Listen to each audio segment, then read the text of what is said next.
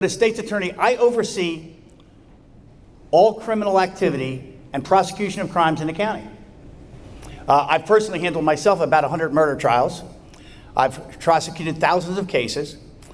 We do everything from drugs to homicide to auto manslaughter, child abuse, elder abuse. I have 170 people that work for me. I have a $25 million budget. And last year we did 25,000 cases.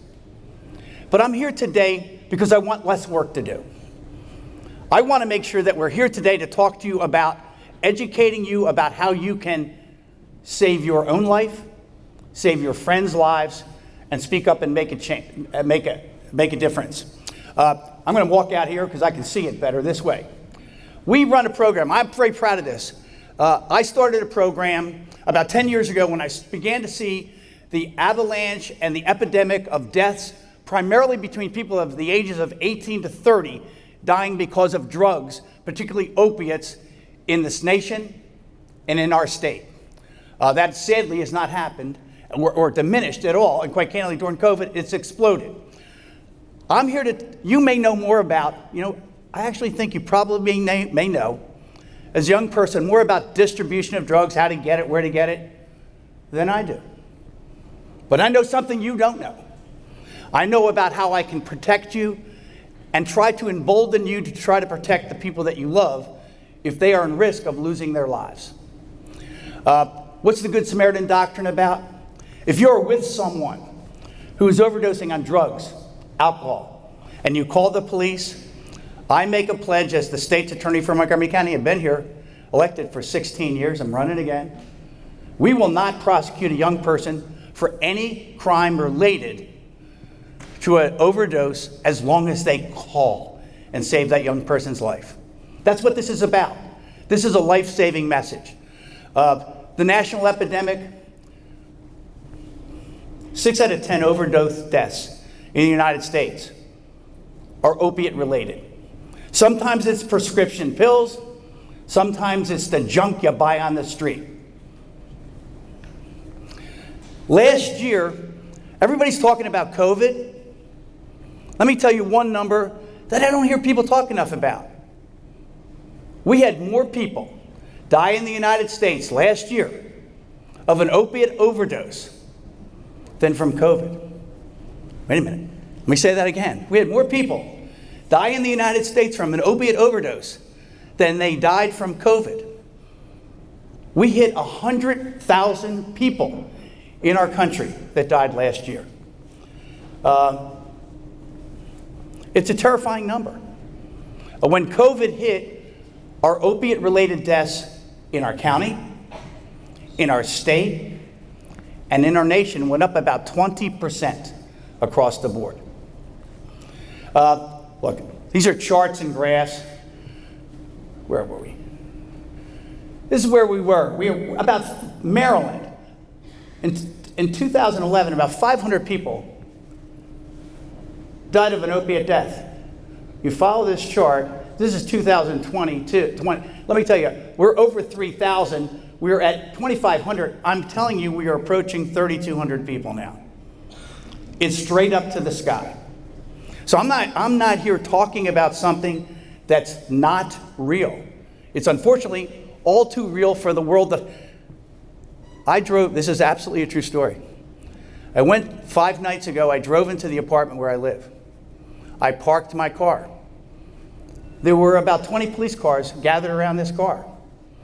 A young man in the parking garage where I lived had overdosed in Gaithersburg and died in the car next to where I was parking. You can see here also opiate-related deaths.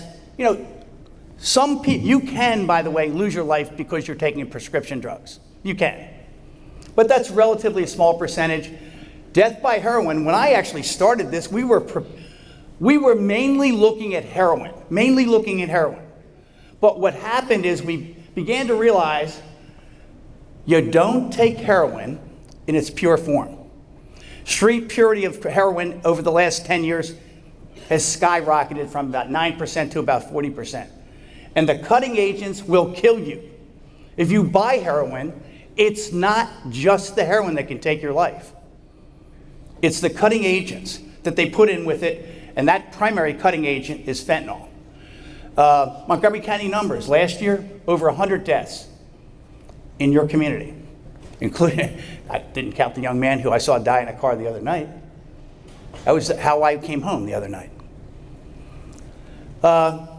Montgomery County statistics, we are, in our own county, mirroring exactly the trends in the country. We're not any different. We're not exempt. I'm here with the mother of a graduate of Good Counsel who died from opiate overdose. She can tell you about what it felt like to be a mother who lost her son 3 years after leaving here. You'll see images of him dressed up in Good Counsel uniforms, looking like lots of you.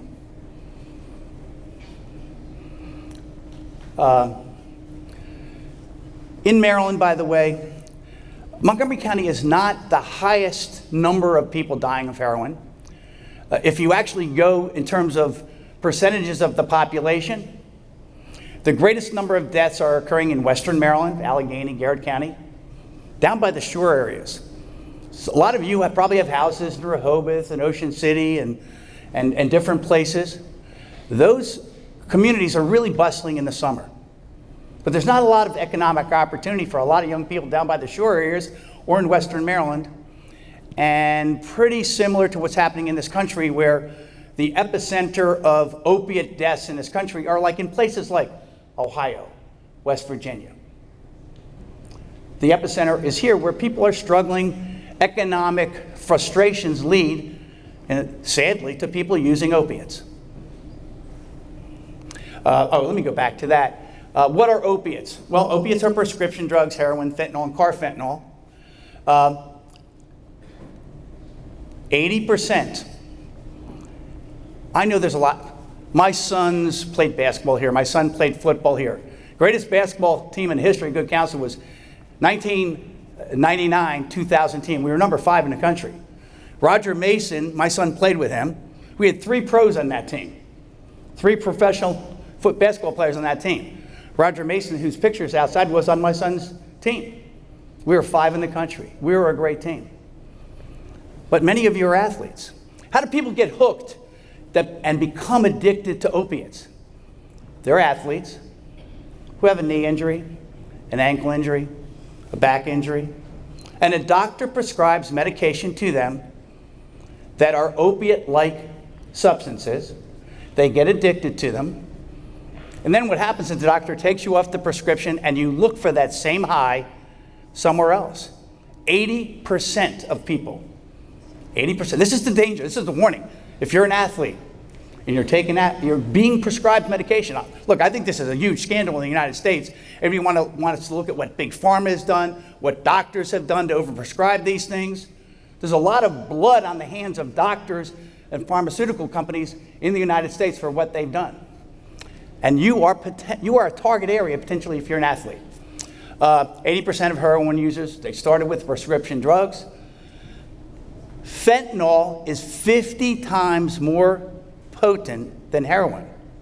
So you take heroin, which can kill you by itself, and then you put fentanyl inside of it, and when you go to the street to buy it, you are taking something that you do not know what it's laced with, what it's cut with. I will tell you the cases that I see with fentanyl-laced overdoses, the people put the needle in their arm and the death is so instantaneous, they don't get the needle out of their arm before they fall on the floor and die. I don't know if you can actually see this. How much heroin do you need to kill you? That's how much you need. How much fentanyl? There's about 10 or 12 grams in there. How much carfentanil? There's about 3 or 4. It doesn't take a lot. And if you buy these drugs on the street, you don't ever know what you're getting. The Good Samaritan doctrine. I'm proud of this. Protects people. If you assist a person, you are going to be with somebody who, maybe it's just alcohol. Maybe it is drugs. And shallow breathing, they become pasty, they become white. Don't panic. I'm going to tell you, what's my promise to you? Call police. Call somebody. Save that person's life. I'm in charge of making this a safer community. What's the greatest way in which I can ensure safety for the community? Protect human life. I would much rather have a 20, 21, 22, 23-year-old kid alive than prosecute one more stupid drug case. I don't need more prosecutions of drug cases. I need young people to live. And I need your help to do that. Every day, 78 people in the U.S. die from drug overdose, but they don't have to. In Maryland, if you're trying to save someone's life during an overdose, you're protected from prosecution by the Good Samaritan Law.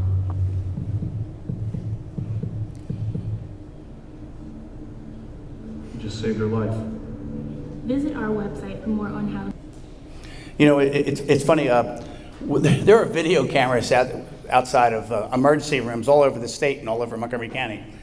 Every weekend, if you look at the video footage outside the emergency rooms in this county, you will see a car slow down to about 5 miles an hour, then roll a body out towards the door and drive off. No. This is about educating you about a choice you have. And a choice you have that is a fleeting choice, because this is about saving lives. I'm telling you, you will not be prosecuted. You are free. You are getting immunity. This is the Good Samaritan idea. We value life over the prosecution of drugs. Please make that decision. You know, one of the things, what are the two greatest threats? If you look at the numbers, and I don't know if anybody's going to speak to this today, but if you look at the numbers of when is the greatest risk time for somebody overdosing on an opiate, there are two times. One, having survived an overdose. I'm bulletproof. You can't kill me. And we have drugs now, naloxone, Narcan, that when in Montgomery County, if the police or medics come upon someone who is non-responsive, they presume it's opiate. And they administer Narcan. Now, some of you remember the movie Pulp Fiction? Maybe it's too dated a reference for you. But in Pulp Fiction, they take a hypodermic syringe and plunge it into a woman's heart who's dying from a drug overdose. It's a pretty dramatic scene. It's John Travolta's doing it. It's Uma Thurman, he's revolving. They were using Narcan, basically. Right now, it's a nasal spray. By the way, you can get it now without a prescription. Moms and dads carry it because they know their kids have these disorders. But what's the problem? I'm a little bit more bulletproof because I can use Narcan. Maybe. If you realize it's coming on that fast. What's the second greatest risk factor to dying of a drug overdose? Coming out of rehab. If I've heard this story once, I've heard it 100 times to a parent who says, you know what? Billy just got out of rehab. He was doing great. But he's within the first. Some kids do this, leaving the rehab. They go when they score some drugs, leaving the rehab, and they're dead 10 minutes later. Some go back to the same level of drug abuse they had before they went into rehab. Their bodies can't take it, and they're 4 or 5 days out of rehab, and they're dead. This is supposed to be a life. We have a national crisis. This is a national crisis. And it's a crisis for people that are your age. And because there's so many great athletes here, there's gateway and things that can happen to you that will lead you into drug addiction, and it's not where you want it to go.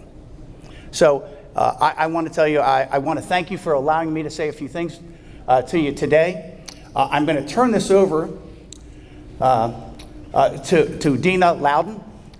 Miss Loudon is the mother of Matthew, who went to Good Counsel High School. I think she's going to share with you some stories about her son. And she's going to talk about the impact that drugs have had on her and her life, and introduce you to her son, Matthew. Dina? As State's Attorney McCarthy said, my name is Dina Loudon, and I'm the mother of 3 students who attended Good Counsel. And although I'm here to tell you about my son Matthew, it's really a bittersweet moment for me. Matthew sat in this gym many times for many different reasons over his 4 years at Good Counsel before he graduated in 2018, and he was so proud to be a Falcon. Today, I'm here to tell you that Matthew's story has an ending that I can solemnly guarantee you that no parent, no family, no sibling ever wants to tell. On November 3rd of 2020, Matthew died from an accidental overdose from a counterfeit pill made with fentanyl. And as you saw before, fentanyl is a synthetic opioid drug that is 50 to 100 times more potent than heroin, and it takes just the equivalent of 2 grains of it to overdose. Matthew died 3 weeks after he turned 21. So I want you all to think about that for a minute, especially those of you that are graduating in May. 21 is more than likely 3 years away for you, and that time will go by faster than you know. Growing up, Matthew was your normal, everyday kid. He was smart, he was outgoing, he was funny, he was athletic, and most of all, he loved to hang with his friends. Our home was a revolving door on the weekends, and his friends were in and out all weekend long. I'm sure many of you can relate to that. He had many lifelong friends. A lot of them he met in kindergarten and then attended GC with him. Matthew was a precocious kid from day one, very curious about life, and constantly asking questions to gain more and more knowledge on the daily. When Matthew was 6, he started playing ice hockey, and he played every year after that. Playing hockey was Matthew's passion, and he never passed up an opportunity to play however far it was away. He attended many tournaments in Canada and all throughout the East Coast. When Matthew passed away, he was actually the assistant hockey coach here at Good Counsel, and he was so excited to be spending time in that capacity and giving back to the Falcon community. Sometime early in Matthew's junior year, someone offered him a Xanax pill.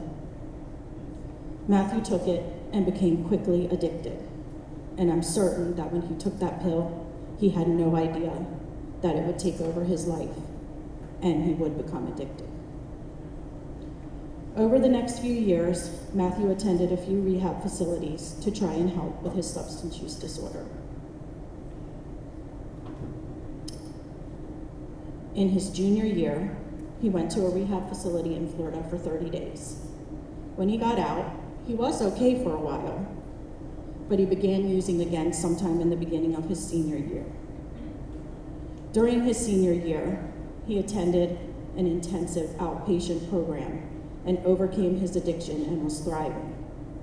He graduated on time with all of his classmates, and next fall, he attended Montgomery College.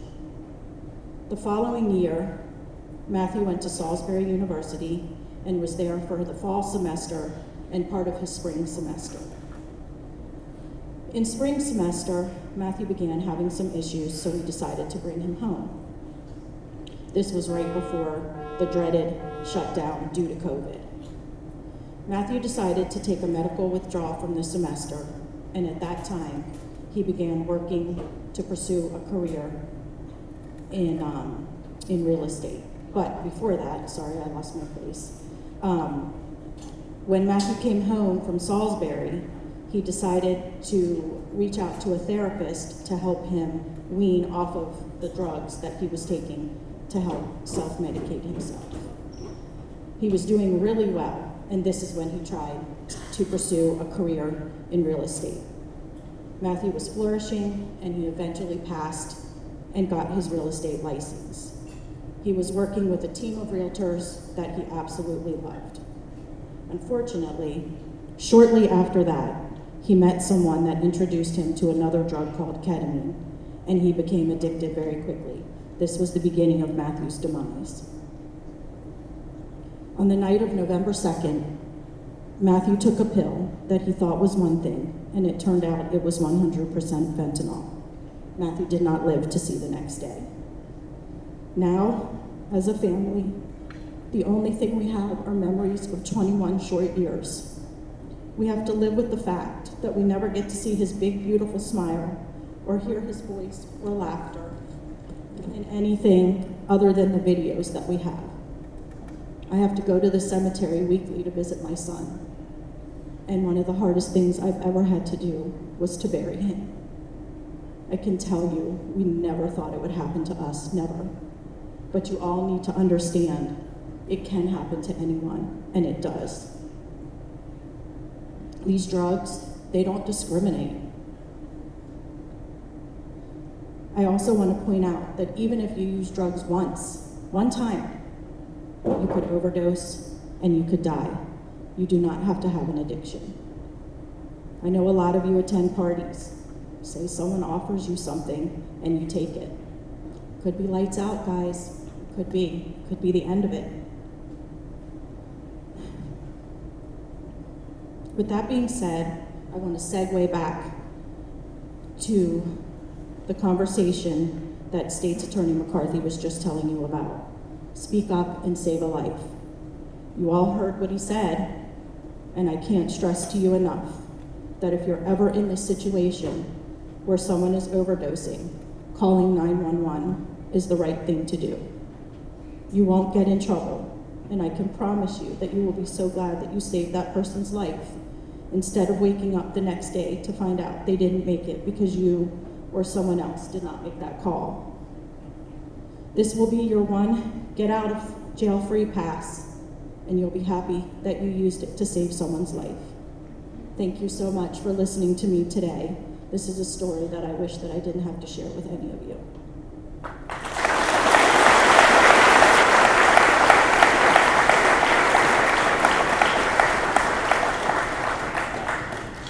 I want to thank Ms. Ladden for sharing her story about her son, Matthew.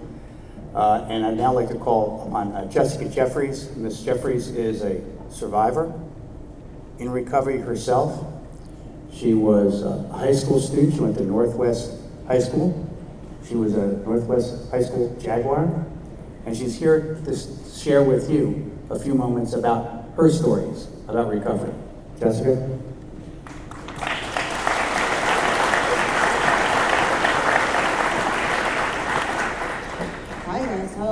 How's everybody doing? It was an extremely large crowd. I've spoken at a lot of schools in front of a lot of kids, and this is probably my largest crowd yet. But I am super grateful for this experience. I'm super grateful to be able to be here and share my story with you guys in hopes that I can save you guys some of the pain that I went through. I do have a sobriety date of December 8th, 2014. And like, John had mentioned, I am a survivor, but more importantly, I am a person in long-term recovery who works a program of recovery. Something I always like to start off with is, those of you who know somebody who has used, whether it's a family member or a friend, could you guys raise your hands? Again, it's just somebody who's used, whether it's your family member, right? So a huge chunk of you guys, right? So much like Dina mentioned, this does not discriminate. I worked in treatment for years. I have worked with, law enforcement officers. I've worked with paramedics. I have worked with CEOs of, $1 million companies. I have worked with the soccer mom. I have worked with the, 16-year-old kid who comes from a good family. It does not matter. I myself was one of those kids. I started using at 14 years old. I grew up here in Montgomery County, and both my parents worked for the federal government. I grew up in a beautiful home in a great neighborhood. When you looked at my family, I think from the outside, everything looked great, and I was really, really good at wearing a mask. Really, really, really good. Now, what I didn't know, or I knew somewhat, substance use runs heavy in my family as well as mental health. I had a father who struggled with substance use and ultimately lost his life due to his use. I had my aunt, who currently still struggles, is an alcoholic. I grew up in a home with a grandmother who was an alcoholic on my mother's side. So you can see from the very beginning, I always joke around that I was set up for failure. I think a lot of people don't understand that there is a huge genetic predisposition in regards to substance use. But I've also met plenty of people who haven't had anyone in their family struggle and still end up with substance use disorder. And a fun fact that I think you guys should know is that 90% of people who are diagnosed with substance use started in their adolescent years. I will say for me, part of my use and how it started was I had experienced a severe trauma. I'll be specific, it was a sexual trauma I experienced at the age of 14 that I kept down, that I didn't tell anyone about. And there's a saying, you're only as sick as your secrets, and that is exactly how I felt. I felt completely isolated. I felt completely alone. I had fear of judgment from my family, from my peers. I didn't know what to do. And I will say at that time, my first drug of choice actually was self-harm. I started cutting at the age of 14. Soon thereafter, growing up in a home where our grandmother liked to drink a heavy amount, and the go-to slogan for her was whenever she was stressed out was, oh, I need a drink. So as a person who didn't know how to process what had happened to them, the first thing I did after the self-harm was I went upstairs and poured myself a big old cup of Captain Morgan's. I had no idea what I was drinking. I had no idea the effect it was going to have on me, but I know that my grandmother did it for relief. And that was what I was chasing. I wanted the voices in my head to shut up. You're not worth it. You're not deserving. It's your fault. These are all thoughts and feelings that I had. And so with that first drink, I was waiting and I didn't get that instant relief, so naturally I drank some more. And the first time I drank, I was 14 years old. I blacked out and I drank by myself. That's not a thing to come. I don't know what it is. But also at that time, I started hanging out with a lot of my friends. It was typical on a Friday night after a football game, right? We go to a certain friend's house and hang out and drink some, no big deal. I also smoked marijuana for the first time when I was 14. And again, I'm sitting and dealing with all these emotions that I haven't talked about. And I want you guys to know too, trauma isn't just some crazy, off the wall, whether it's domestic violence or it's sexual trauma. It can be your parents getting divorced is a trauma. COVID and what everybody's gone through is a trauma. It doesn't have to be something crazy, off the wall, dramatic situation. And I'm a huge believer that all of us in one shape or another have experienced trauma in our lives. And it doesn't matter if you're 14 years old or you're 18 years old or you're 60 years old. Again, trauma doesn't discriminate either. But what I want you guys to realize is at your age, and I see all you guys sitting in here, and I guarantee you a lot of you are sitting here like, this is stupid. I'm not even gonna lie. I know the thought is crossing your heads. And you're probably like, maybe you are having the drink on the weekend and you're a weekend warrior going to parties, having a good time. And that was me. And I swear I would never, ever become that person. I thought of an alcoholic. I thought of the guy on the side of the street with the brown paper bag drinking, right? I thought of a heroin addict. I thought of a junkie on the streets of Baltimore. That was what I thought of, right? Never in my wildest dreams did I ever think or believe that I would become a heroin addict. Much like you've heard a lot of the speakers talk about, I was prescribed opiates, and I had no idea or understanding of the effects of that. I had no idea what withdrawals are. How many of you know what withdrawals are? Well, I don't know. Okay, that's actually a good amount. I had no idea. I didn't know that when I started taking opiates, I would experience withdrawals. I didn't know that when I started taking Xanax, I was going to experience withdrawals. I had no idea. So the first day I had to go without having something after using it for weeks, my body craved it and it went into survival mode. And I knew I needed more.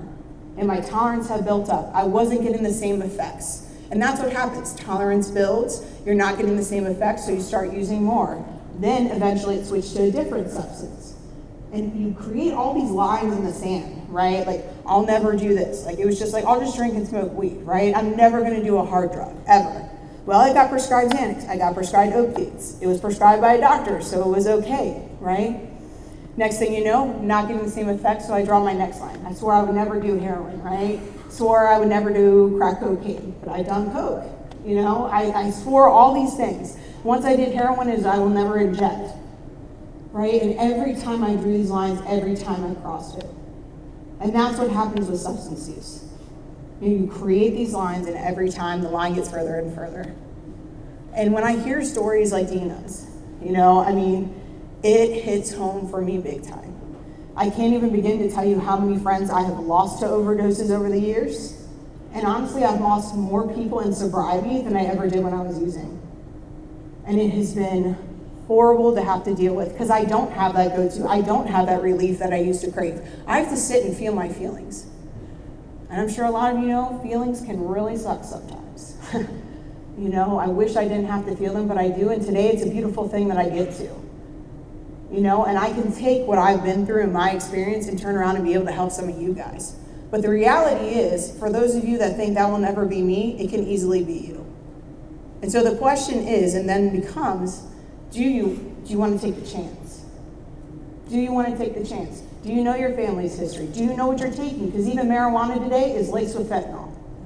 There was a kid in Frederick County who just overdosed and died at 17 years old due to that fact. I know of 2 other kids that have died, one at 16, one at 17 from overdoses. One was benzos, one was opiates. And you know what? The kids were taking a video on Snapchat and it got shared on Snapchat of the kid's overdose. That's not okay, guys. And they could have saved that kid's life. But they thought it was funny and they thought he was just passed out and he overdosed and died. That is the reality. You guys have a lot of pressure today. You know, it's not just like, I mean, even for me, I mean, like Facebook had just become a thing. Wow, I feel really old.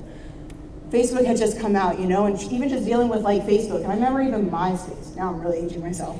Like you had your top 10 friends, you know, that were like on your page. You know, now you guys got Snapchat, you got Instagram, you got Facebook, you got everything. And the pressure you guys, TikTok, let's talk TikTok. You know, like the pressure you guys get from social media is just absolutely insane. You know, all you want as a kid is I want to be a part of, I want to be liked, I want to feel included, right?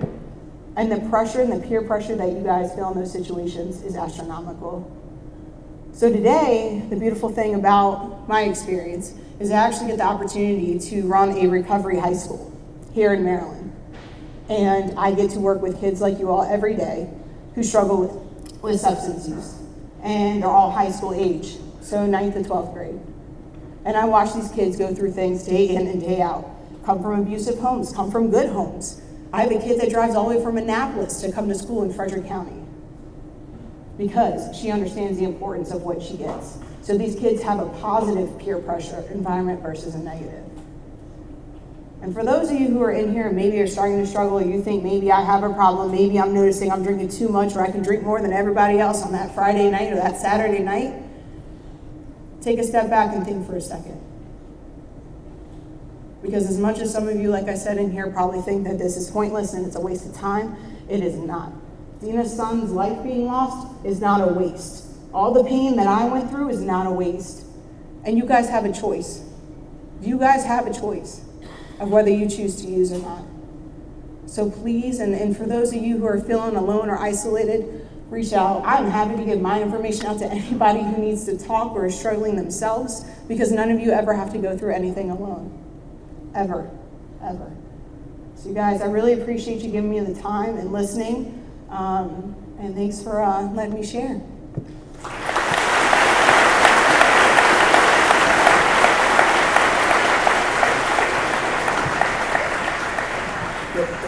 First of all, I want to thank everybody present for the tremendous attention you gave to our presentation today.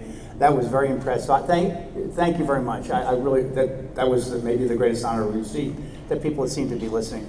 I want to thank Dina Loudon for being here to speak on behalf of her son Matthew, Jessica Jeffries. Jessica helps us all the time on these programs. So I want to thank her, despite the fact she went to Northwest. She didn't go to Good Counsel. I will tell you, it's a real honor for me to be here with you. I thank Chuck, who introduced me, and Dr. Barker.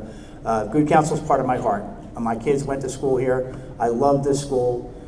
All of you who are here, you have a great honor. This is a fabulous, fabulous place, and we were just so grateful that we had the opportunity to be here with you today. And I'm going to turn it over back to Mr. Collins.